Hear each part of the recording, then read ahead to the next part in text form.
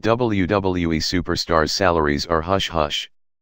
In the NBA, NFL, boxing, and most other professional sports, earnings are openly discussed and as easily accessible as a player's stat sheet.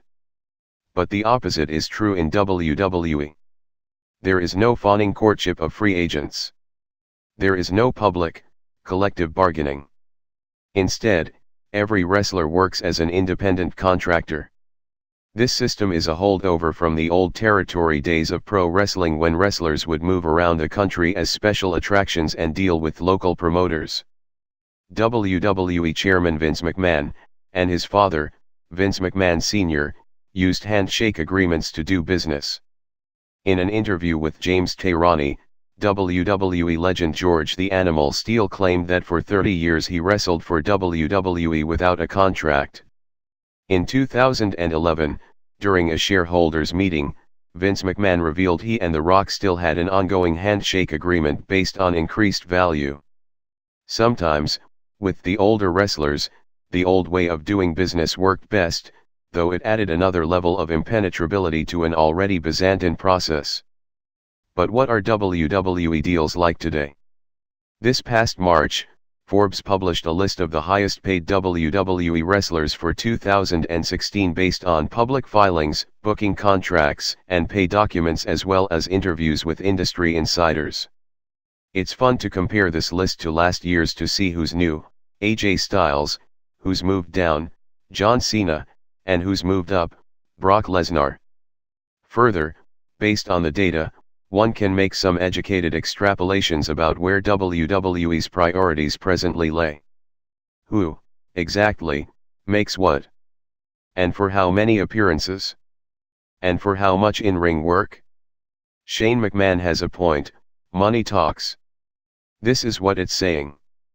Dean Ambrose 2016 earnings, $2.7 million. Ambrose is the undisputed workhorse of WWE.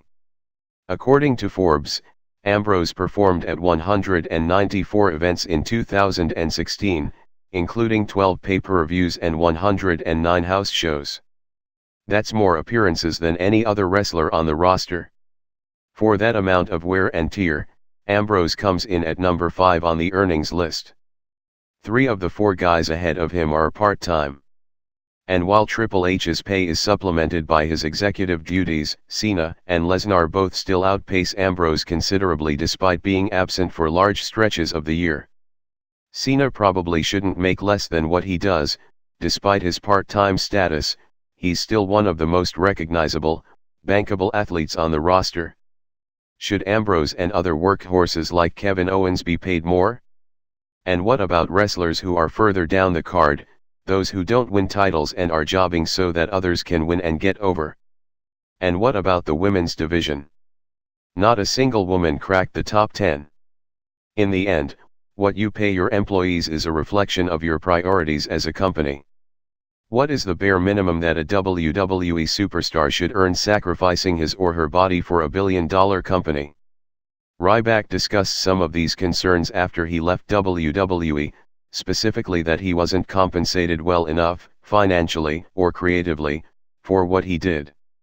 Big Show, Undertaker, and Kane 2016 earnings, N/A, $2 million, N/A.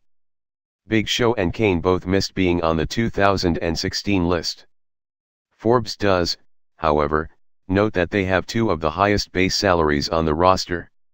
This may tell us what some have already guessed: Vince McMahon values company loyalty and is compensating wrestlers who stuck it out with him during the lean years before WCW folded and left WWE the undisputed king of professional wrestling. The Undertaker, McMahon's most loyal soldier, also has a veterans deal. He made $2 million in 2016 despite wrestling only once,